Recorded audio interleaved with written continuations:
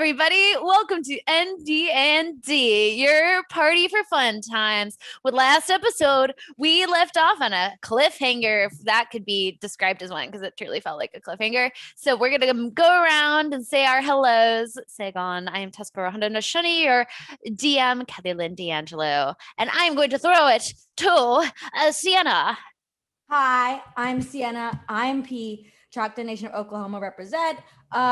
It's good to see you guys today on this new day. And I'm passing it to Lucas. Hi, I'm Lucas Brown Eyes. I play Chante, Triton Druid. I'm Oglala Lakota. And I'm passing it to Benny. Hey, howdy, y'all. My name is Benny Wayne Sully, and I am an enrolled member of the Rosebud Sioux tribe, home of the Shuchanga Lakota Oyate. And I'm Ikto. Hopefully for more than just this episode, we'll see how things go. And I'm passing it on over to Azie. I'm Azie. I'm Pamunkey Tribe of Virginia. I'm playing Eucalyptus, a role I was born to play. She is a half-elf paladin, and I like her, but she might be dead. All right, and Joey. Hey everybody, my name is Joey Clift. I'm a role Cowlitz, play the role of Jarfield, who's Tabaxi Bard. And just so everybody knows how I feel about where this episode's heading, this is the shirt I'm wearing. It says "Fuck Mondays" on it, and has a picture of Garfield, and then it says 666. So that's where Jim Davis, I'm sure, got a lot of money for this shirt. Definitely official Garfield merch. So yeah, that's how I feel about where this episode's going. Now I'll throw it back to Kelly. Well, then we'll pick up where we left off, which was Ikto sending out an eldritch blast to Tom. I'm not going to even have you roll for it, as he is in a compromised state and isn't particularly equipped to deal with anything right now. He's just this human guy. So as your eldritch blast connects with him, he immediately crumbles to the ground unconscious, as he is now fallen in the center of the room. So you have a unconscious Tom in front of you who is just withering, and you're just standing there. I am going to cast Thaumaturgy to go real loud. Okay. And just say, cheesy, tomato, fucking hate your guts, but get in here. I think shit has hit the, I don't know. This world doesn't really have fans, but whatever. Shit's hit the whatever. Shit's hit the dragon. Shit's hit the dragon. Get in here, and then I'm going to, I guess, go back into the gallery real quick just to check on P, maybe turn her on her side, so if she vomits, she's fine. Yes, so you kind of open that front door, you shout out loudly. Some of the guards who make their rounds look at you quizzically, confused. Already on the main floor, it seems like the word's passing around that this party is over, or there's a commotion. A lot of people are feeling uncomfortable just from the noise that's been happening, the activities. So you can already see people leaving early. You can see certain people just asking what's going on, and you can hear people saying, oh, we should leave, I don't know what's happening, there's been a lot of commotion, the guards seem on alert. So you can tell that the party or the activities of the events are slowly dissipating, and guards are escorting people out, and people are leaving or closing up the gambling table room. As this is happening, as this is happening, you're seeing this, and you shouted outside about cheesy and tomato, and nobody knows what that is, but you know that at least you sent out the whistle to try to get them maybe inside, or at least on alert, so that way you have extra hands. You go back to the gallery. There's servants kind of closing up, and everyone seems to be shutting things down, the event's slowing down. And you walk into the gallery, and you see P still lying there, unfortunately still unconscious. Gonna prop her up, just slap her face. Nothing. Okay. Oh, this room's overwhelming. All right. Good luck, P. You've been fine. All right. And I'm going upstairs, and I'm going to call on a couple rats to try and join me. Okay. As you're making your way back towards the main room and potentially upstairs, you do see that people are leaving. You can also see that there are some guardsmen nearby. And even as you're beginning to try to go upstairs, there is just too much commotion. There's too much confusion. And you are genuinely in a position where you feel like your best position right now is to lay low. Okay. What you're doing is essentially you're making rounds, you're listening, you're keeping your ear to the ground. And if you can make sure that P's okay for the next hour, she's going to have a short rest and she's going to be able to heal up a little bit so that at least you can make sure that she is in some sort of condition to walk around with you. So you're looking for potions, you're looking for healing, you're playing as George still for the tail end that you still have this ability. So I want you to roll a quick perception check as you're going around and you're gleaning and gathering the information you can. Got it. Perception check.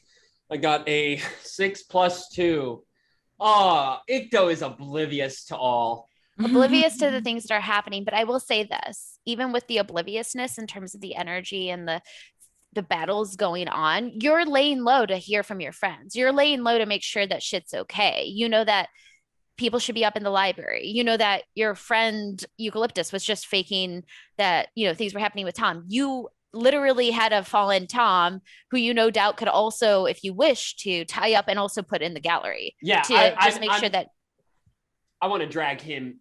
Yeah, because he's right outside. I'm just going to drag him in there and put him at whatever wall or corner is furthest from the door. As you're going up to him and you're looking at him, you do see that he has a belt and a bag full of items as well. If you want to investigate him. I'm rifling. Rifling through all of that. Roll a quick investigation check. Oh, wish me luck, guys. I got a 2 + 2. You're shuffling around his stuff. You know that he has money on him. You see this ring of keys, and that's about it. So you're like, okay, cool. There's a ring of keys, and he's got money. But that's great. You pocket about 10 gold, and then you take the keys. Oh, that's hilarious. So I'm in the gallery then.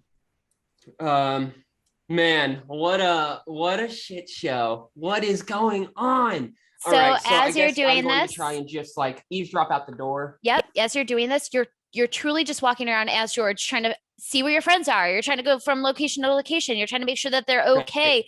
You go up, you're like navigating, you're playing the George card, you're deceiving people every moment you can. And you're also occasionally checking in on P and Tom to see if they're waking up.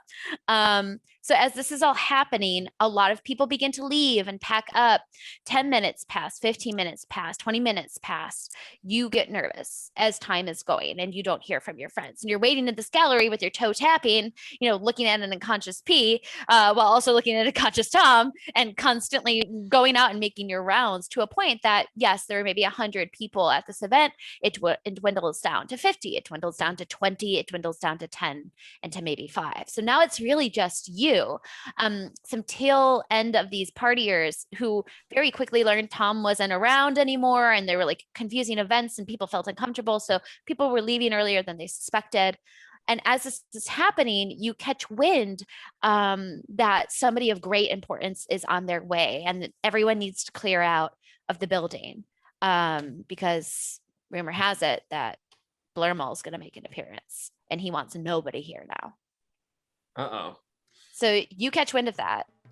And very quickly, you can hear some sort of trumpeting and some sort of parade of people entering this gorgeous estate on a palanquin of sorts, adorned in gorgeous jewels and beautiful, beautiful woodwork of all different designs. It's just this gorgeous, gorgeous display of wealth and luxury.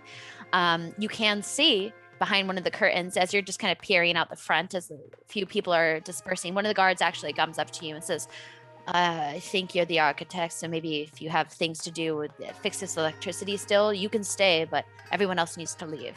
Blurmall's arriving. That's Blurmall. And so you can see behind the curtains pulled back the visage of a gray tabaxi that looks absolutely cunning and on top of the world, perfectly coiffed hair, definitely gets his dose of vitamins, definitely has people lick him in order for him to have no trace of like hairball in his own mouth, because why would he do that?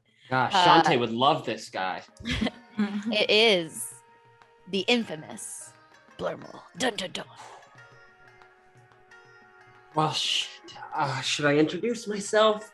Should I? This plan just went beyond awry. And where is Blurmel right now? Which room? He's about to make his way into the main entrance, so the he's main not even in foyer. yet. No, you're looking outside of the main gate as people were coming in and out. Again, you kept going into the gallery and checking on the situation. You were trying to understand what was going on. You even went upstairs and looked in certain rooms, backtracked, recovered. Like, you are trying to find your friends and you're just not able to find the correct door or the correct place, or you're getting escorted around. So you've spent the last 30 minutes to maybe almost a full hour of just trying to get information, and it's led to this. Gosh, Charlene's 2 fucking henchmen are the worst. They were supposed to be like here. They were supposed to be just outside. The fuck are these guys? Yeah. Well, I guess I'm just gonna chill. I'm chilling with P. I'm gonna go chill with Tom. I want to make sure that he doesn't wake up and just like wander out, you know. Yes. So I'm just gonna go down there and just like take a seat and just Okay. like maybe I'll probably cry, but if somebody wakes up, I'm gonna like hurry up and like wipe my tears and act like I wasn't. But I'm definitely there at some point in this allotment of time. I'm Yeah. sobbing. Yes, you take peace in the fact that Blurmel is arriving. He's making his rounds. He's having some sort of dinner. You can see there's a discussion he wants to have in that gallery, in the main dining hall room, the gambling room that is closed. So even as he's entering, you're like, I don't want to stir this right now. Like, I'll go check this out in a second. First, I want to make sure that P's okay. And so you go back into the gallery. You sob fully, wet shirt front, wet robes in the center. You're sitting in this like dusty gallery room with all these canvases around you, as you're just kind of rocking in a like front fetal position, I think it would be, as you're biting your knuckles so hard that your teeth marks kind of go through it. And as this is happening, you can see P, though in bad shape, slightly stir. And P, you return back to consciousness both with one hit point, as you're back now from having at least 1 hour of rest and not feeling completely out of it. P, are you alive? Yeah. Yes. Oh, heck yes. Where's everybody? Yo. Where's everybody? I don't know. Are we I have still no on this clue. heist? Yeah, I guess. You look But- to your right, you see Tom Starbuckle wrapped up in a rope, unconscious to your side, P. Don't ask. Don't. Please don't. Because I'm emotionally at my limit. This has been... What do we do? What's going on? What's the new plan? Well, the plan for the past... Oh, wow. Yeah. For the past hour has been wait for you to wake up and then see if you have a plan.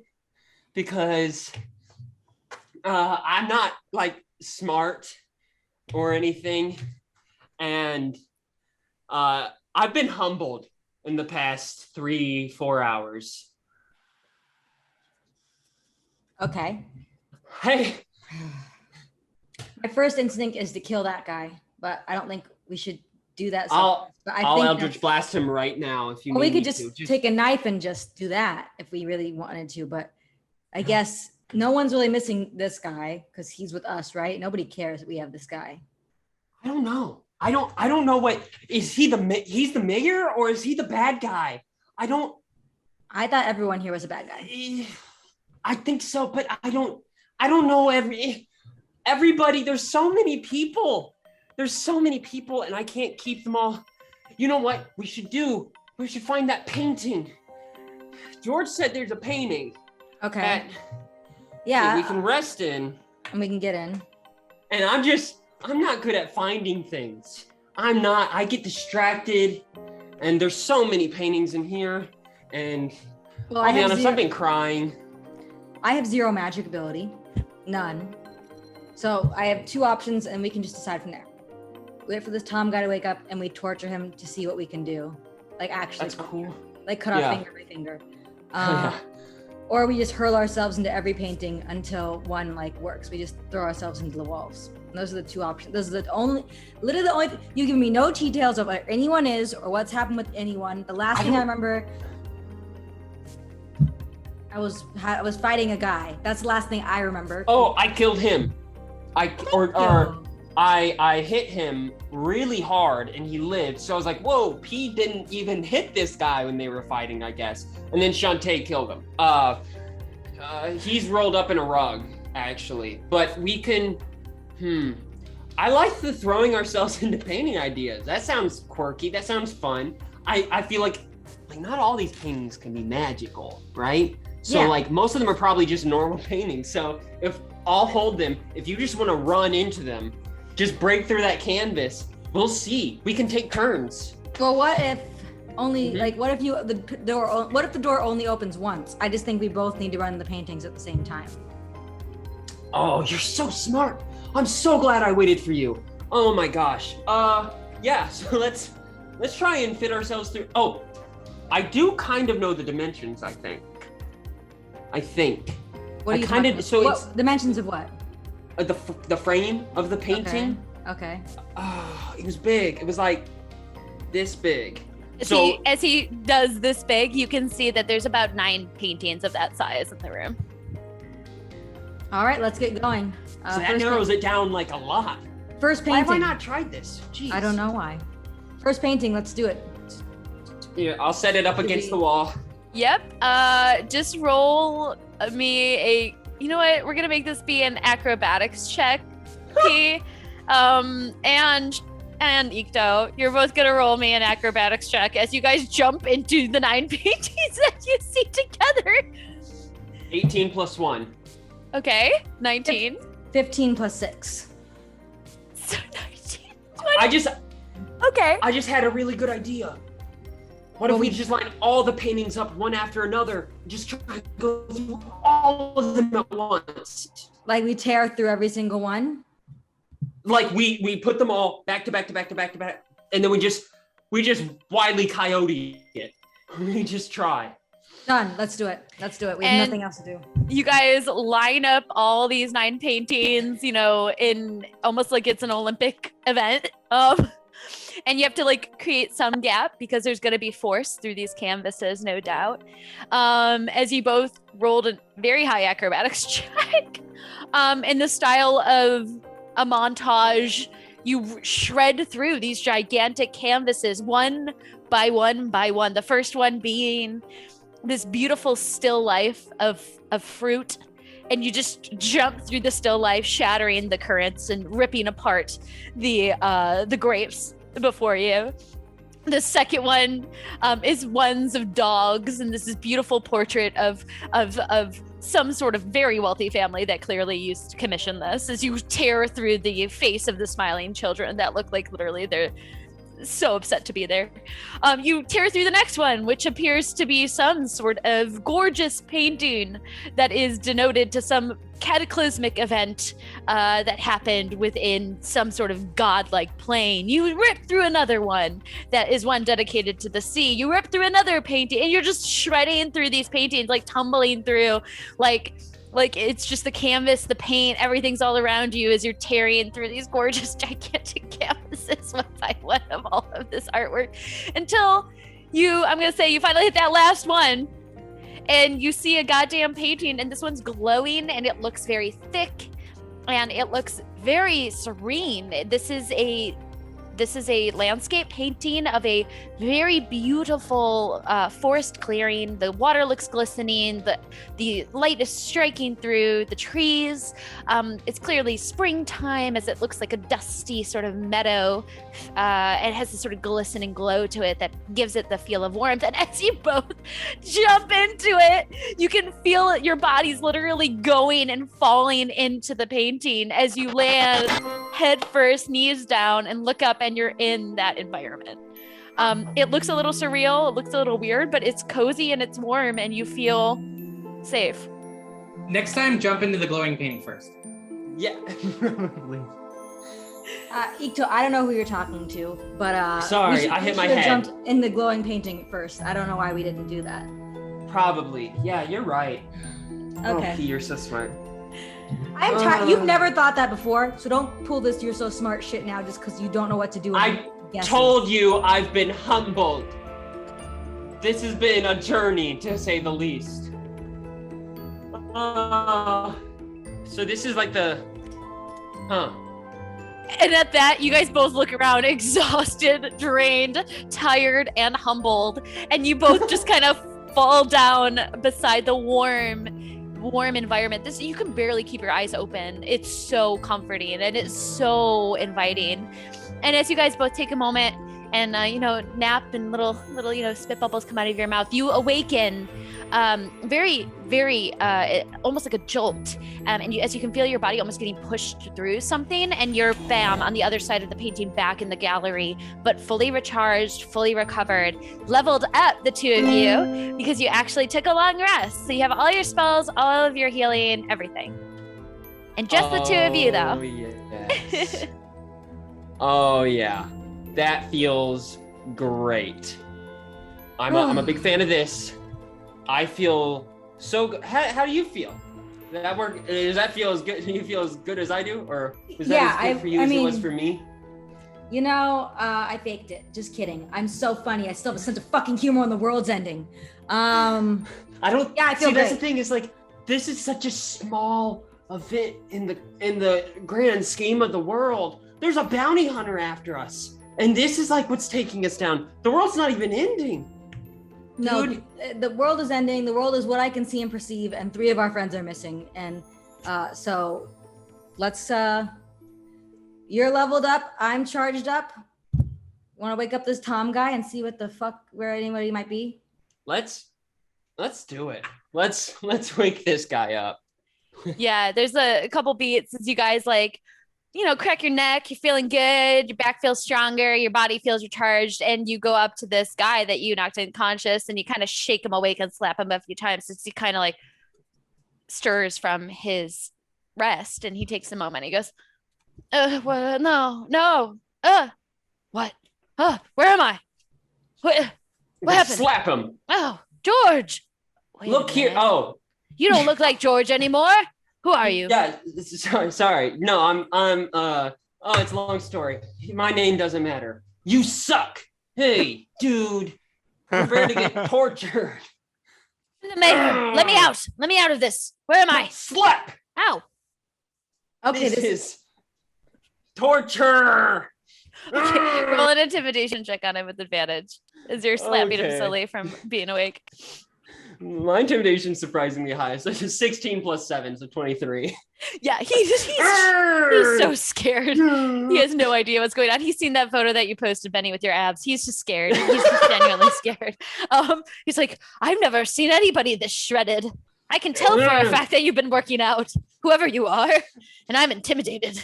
I do light calisthenics 3 times a week. You could probably lift up yourself and potentially throw me, and I'm That's called a jump. Yes. He takes a moment as he looks to both of you and he goes, what do you want? What wait a minute. There was a whole event. We were supposed to go down. He just looks completely scared and frazzled and like everything's falling to shit. Okay. What's happening in the city and what's happened in the past 48 hours? Well, Both. I'm the mayor, as you Okay, know. we know that much. I'm just kind of the face. Fast forward. I'm the guy who everyone, I'm not the man with the plan. I just simply wanted a job I didn't hate. And I ended up here. Where every day is a Monday. And, I was just doing what Blurmel told me to do. I was just following the rules of Blurmel. He's always been the one. He's the mastermind behind all of this. Always has been. I just kind of in the face. And had to be the face because, he banned all tabaxis except for himself from press.